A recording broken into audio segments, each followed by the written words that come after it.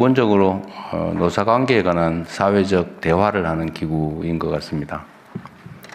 근데 우리 사회 전반을 보면 실제로 우리의 국제적 또는 내적 환경이 매우 어려운 상황인데 이런 때일수록 대화하고 타협하고 또 하나의 길을 갈 필요성이 점점 더 큽니다. 안타깝게도 주로는 정치적 영향 때문인데 우리 사회의 대화와 타협보다는 대결과 적대가 좀 심화되고 있는 게 현실이기도 하고 또 그로 인한 사회적 비용도 상당히 큽니다. 국정을 총괄하는 대통령 입장에서 언제나 매우 안타깝게 생각하는 부분입니다. 가능하면 대화하고 또 서로 공존하고 상대를 인정하고 또 그 속에서 모두가 함께 발전하는 길을 찾아가야 된다고 생각하고 있고 그게 아마도 통합의 가장 큰 가치가 아닐까 그렇게 생각합니다. 제가 느끼는 문제의 핵심은 그런 겁니다. 사회 구성원 또는 그 사회 집단 간에는 독특한 요소도 있고 또 각자의 입장이라고 하는 게 있습니다. 또 각자의 이익을 극대화하는 게 또 당연한 이치이기도 하죠. 그런데 가급적이면 서로에게 힘이 되는 서로 협력하는 그런 관계가 바람직합니다. 또 한편으로 보면 사실 대화하고 상대를 인정하고 협력한다고 하는 게 매우 번잡하고 시간 걸리고 어려운 일이기도 하죠. 그러나 그 길을 포기하면 당장은 쉽지만 길게 보면 입지를 더 악화시키는 그런 상황을 만들어내기도 합니다. 그런 얘기도 있죠. 빨리 가려면 혼자 가고 멀리 가려면 같이 함께 가라 그런 얘기도 있습니다. 지금 대한민국에는 양극화가 가장 심각한 사회 문제죠. 이 양극화는 여러 측면이 있습니다. 근데 좀 좁혀서 보면 소득과 자산의 양극화 또는 노동자 내부의 또 양극화 또 기업 내에도 또 양극화가 있죠.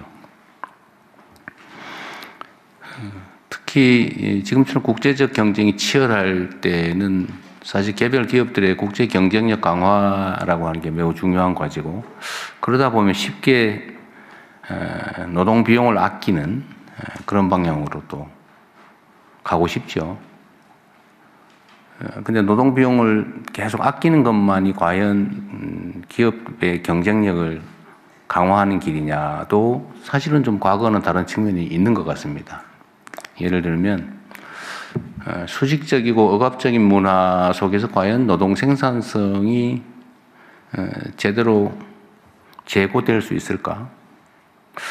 이 회사는 내 회사야. 이 회사의 성장과 발전이 내 삶을 개선하는 데 실제로 도움이 돼. 이렇게 생각하는 경우하고 어차피 내 일도 아닌데 시간이나 때우고 어떻게든지 잘 견뎌내자 이런 생각을 하는 경우에 생산성의 차이가 얼마나 클까 이런 걸 생각해 보면 사실은 일면에 답이 나오기도 하죠.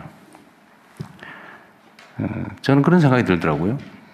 계속 조직된 대기업 중심의 조직 노동, 정규직 중심의 노동자들 입장에서는 해고는 죽음이다. 이런 생각을 하고 실제 또 그런 표현도 하죠. 또 현실이 실제 그렇기도 해요. 그 정규직 노동자의 지위를 잃게 되면 이제 그 다음부터 기다리는 건 참혹한 현실이죠. 먹고 사는 것조차 생존조차 어려운 상황에 처하지 않을까 그런 걱정을 해야 되니까 정말로 단단하게 뭉쳐서 지켜내려고 노력할 수밖에 없습니다. 또 그러니까 또 기업 입장에서는 이게 정규직으로 뽑아놓으면 이제 그 다음부터는 꼼짝 못하고 어떤 상황이 돼도 유연하게 상황에 대응하기 어려운 그런 상황을 겪게 되니까 아예 정규직으로 아예 안 뽑는 거죠.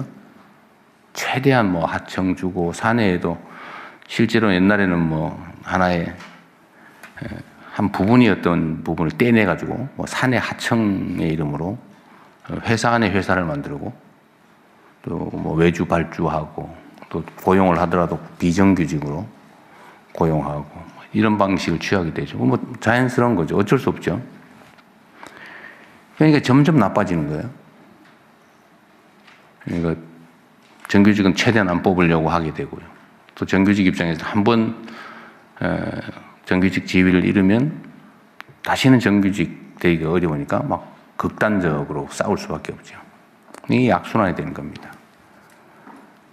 또 노동자들 내에도 이제 정규직과 비정규직 또는 원청과 하청 뭐 이런 데도 엄청난 차이가 발생하기도 하고요. 또 자기 살기 급급하니까 다른 부문에 대해서는 신경을 못 쓰거나 심지어 적대화되기도 합니다.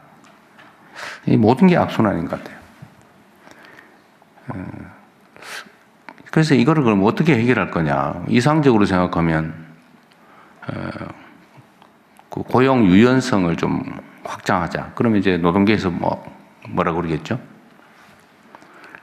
그러나 만약에 고용 유연성을 확보하는 게 부담이 되긴 하지만, 그러나 사회 안전망을 튼튼하게 갖추고 또 예를 들면 기업 입장에서도 유연성이 확보되는 대신에 또 안정적인 정규직 일자리를 또 늘리는 방향으로 갈 수도 있겠죠. 이 선순환으로 바꿀 수 있습니다. 근데 문제는 불신이죠. 믿을 수 없죠. 양보했다고 혹시 어떻게 될지 모르니까요. 이 불신이 아주 수십 년 쌓인 거라서 쉽게 이 불신이 해소되기는 어려운 것 같습니다.